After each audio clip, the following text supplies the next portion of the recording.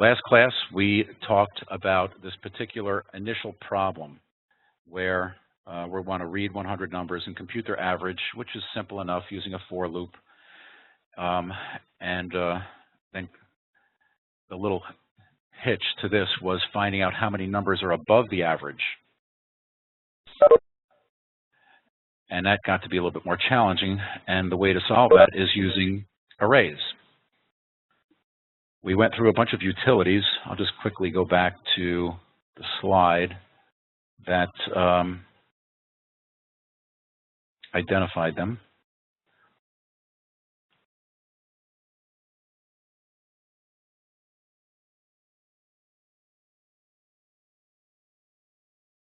Go through this.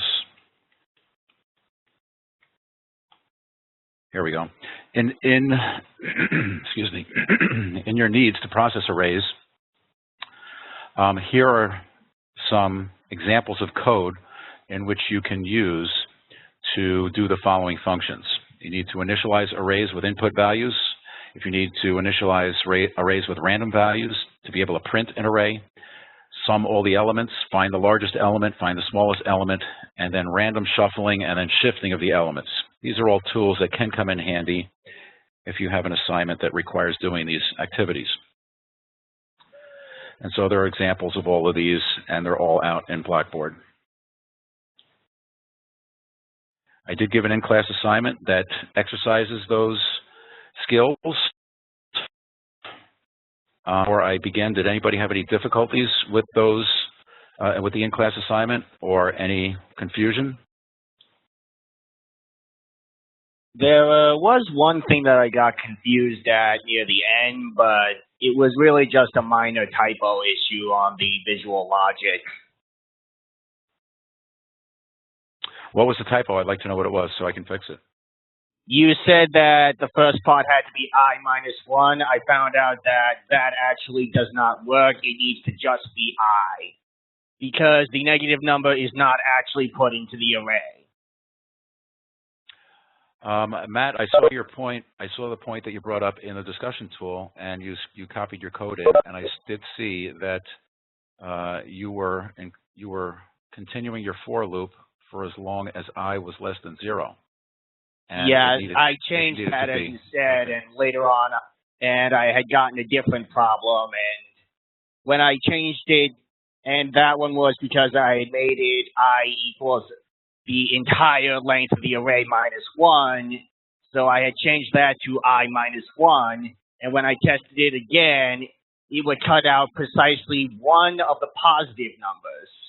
When I changed it to just I, it worked just fine. Okay, that's great. I mean, yeah, it all depends upon, you have to understand this key concept, and that is arrays are 0-based, which means the first element in the array is array sub 0.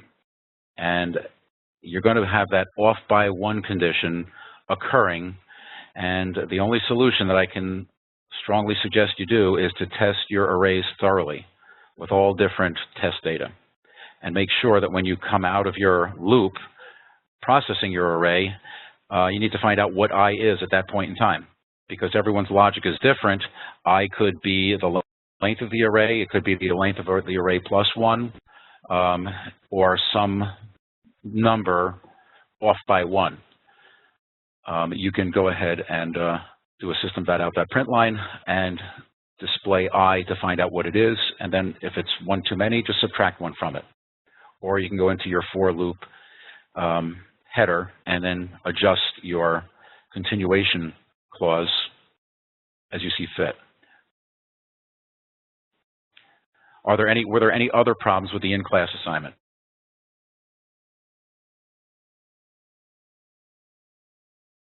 Okay, so then let's get to another slide or another concept. And I'm not going to go through the painstaking details of this particular program. Many programs are posted in Blackboard. You can take a closer look at how these are constructed. But here is a general description of a game that you might want to use or develop. It's a deck of cards. And then once you understand how a deck of cards can be represented using arrays, you can come up with whatever games you choose. The problem is to write a program that picks 4 cards randomly from a deck of 52 cards. All the cards can be represented using an array named deck filled with initial values 0 to 51. Here's the code that would do that. This is declaring an array of integers. The reference variable name is deck, and this creates the object, this new keyword, and it will have 52 elements. The elements shall be named deck sub 0 up through deck sub 51. Now, to initialize the card, this deck of 52, start with I equal to 0, go for as long as deck.length, whatever that is, that's 52, and you're doing it all the way up to 51, so it'll go from 0 to 51 as you increment I, and you're putting 0 into deck sub 0, 1 into deck sub 1, all the way up to 51 into deck sub 51. If you want to visualize this, this is what it would look like. The scheme is that you've got 4 suits: spades, hearts, diamonds, and clubs. There are 13 cards in each suit. Each card can be thought of as 0 through 12 for the 13 spades, 13 through 25 for the 13 hearts, 26 through 38 for the 13 diamonds, and then 39 through 51 for the 13 clubs. The array would look something similar to this. So the deck element 0 would have a 0 as its value, all the way down to element 51 having a value of 51 in that element. Now, to translate this array over into an actual deck of cards, you can use the modulus function together with integer division to come up with the actual suit and displacement into that suit. For instance, card number 6, so we've shuffled the deck. Okay, so we did that random shuffle, which will shuffle the deck, and you can look to see that utility in the slides that I just referenced a minute or two ago for random shuffling. So now we have a random shuffled deck, and element 0 has the number or value 6 in there.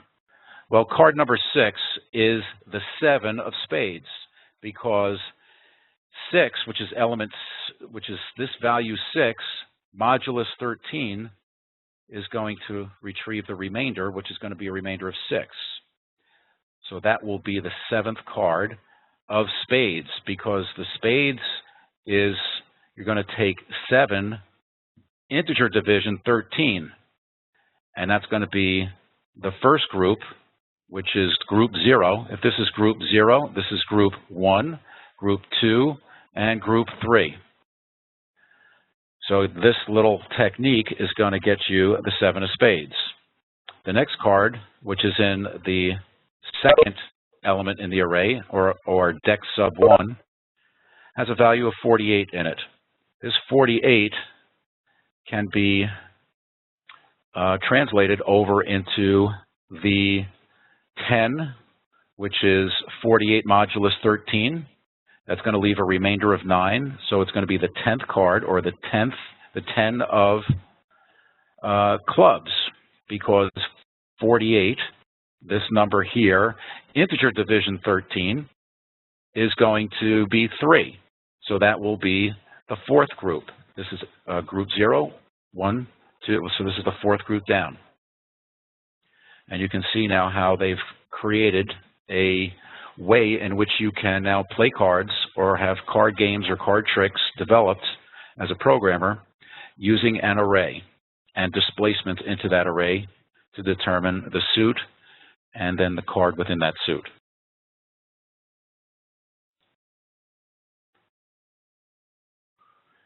Here it is in more graphic detail.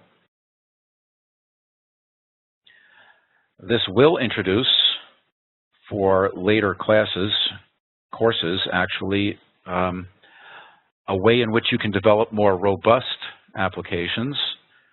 And once you start using graphical user interfaces, you can take the backbone or the core of what we just discussed and apply it to, you could use images to represent each of the cards in a deck and build a graphical user interface, something similar to this, where you have a dialog box and a bunch of elements within, including images of each of those cards that are represented behind the scenes in your Java program. And then they discuss going into some run 24-point game, which you can follow the logic of. This next one is rather complicated. It's called Lotto numbers, and I'll leave it up to you because it's lengthy on how to go ahead and create a lottery game. We'll go past that.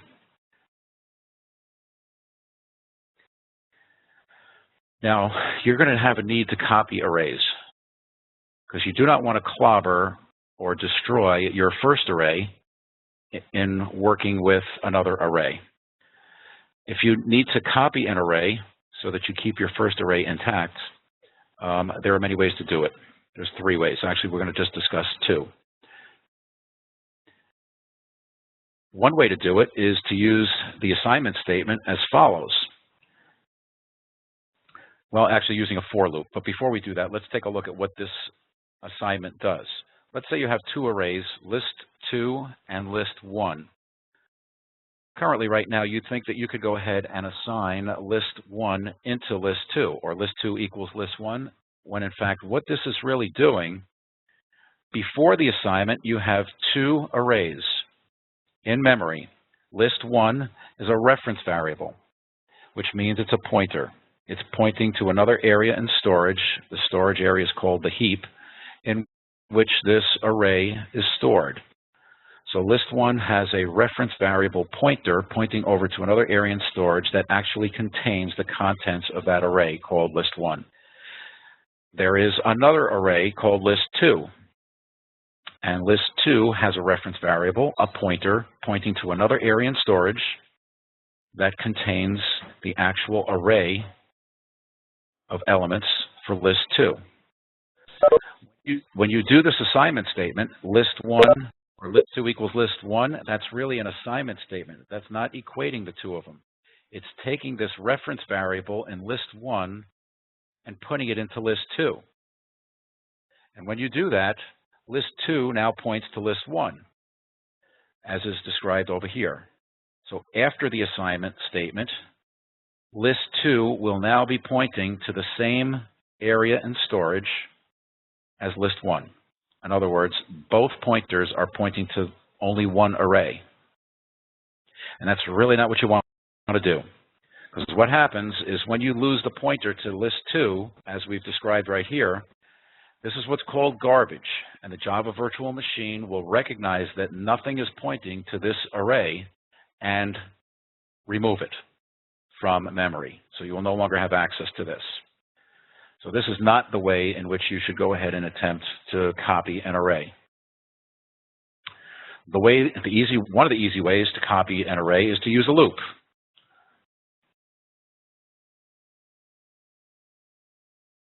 For instance, right here we are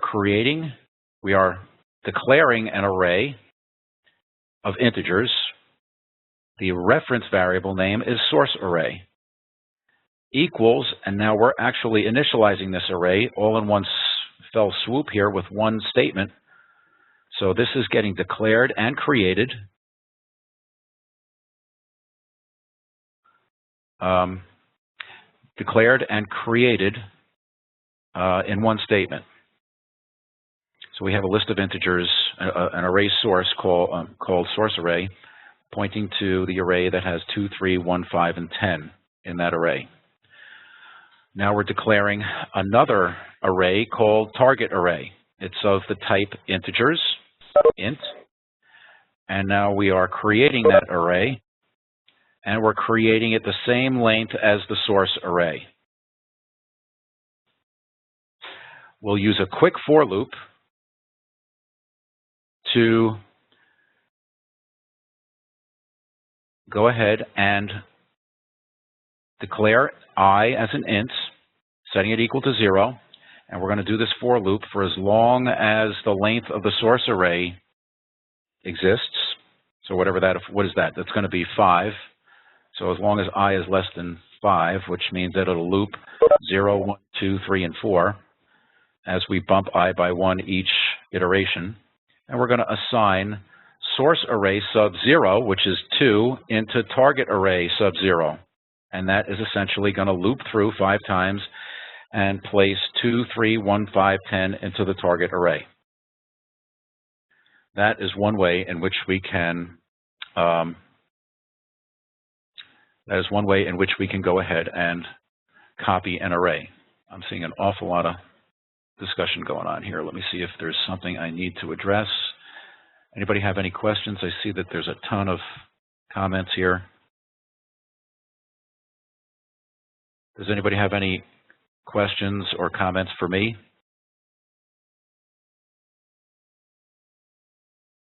Nicholas, do you have any questions? Nicholas Grandforce?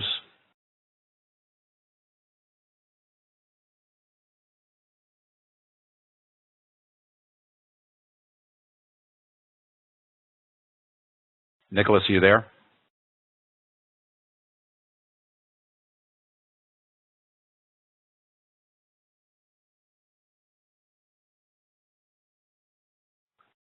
All right, well, I'm not getting a response. Anyone else care to bring up whatever issue is going on inside the chat room? They're just talking about accessing the WebEx video that was posted. Oh, okay. Well, if it's a private discussion, you don't need to send this to everyone. You can go ahead and select who you want to go ahead and have your private discussions with. Okay, so that's one way of copying an array, using a quick for loop and having a source array and a target array. There is another utility called the arraycopy utility. And you can use this by passing it. This is an arraycopy method where you're passing it a source array, a source position, a target array, a target position, and a length.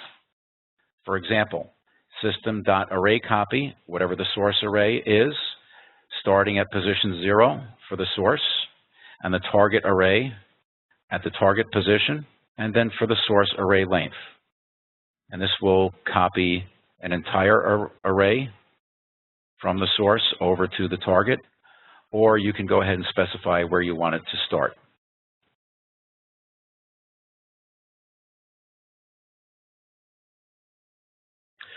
Okay, passing arrays to methods. We have a method called printArray, and we are passing it an array as a parameter. Here's the type. It's an integer array, and inside this method, we're going to reference it as array. So this is now a reference variable called array. And what this is doing, it's doing a quick for loop and printing out each element in the array, followed by a blank.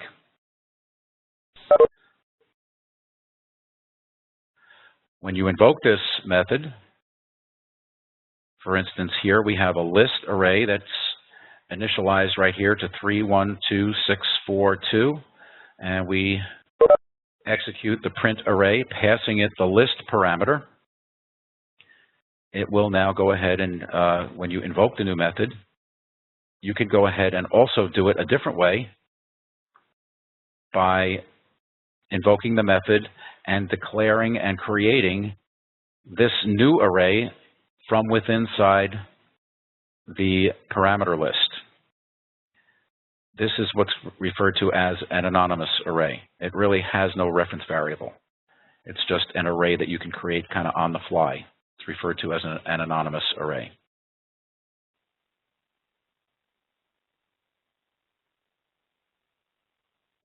And that's exactly what I just said.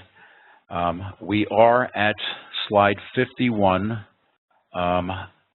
I do want to go talk to you a little bit about bubble sorts.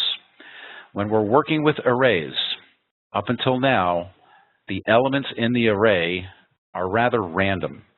In other words, we've been entering scores, test scores, and they can come in any order possible.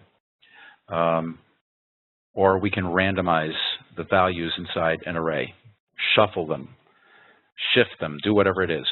But there's really no order to them. And in order for arrays to be very helpful to us, oftentimes we need to sort them in ascending order or descending order in order for us to process them effectively.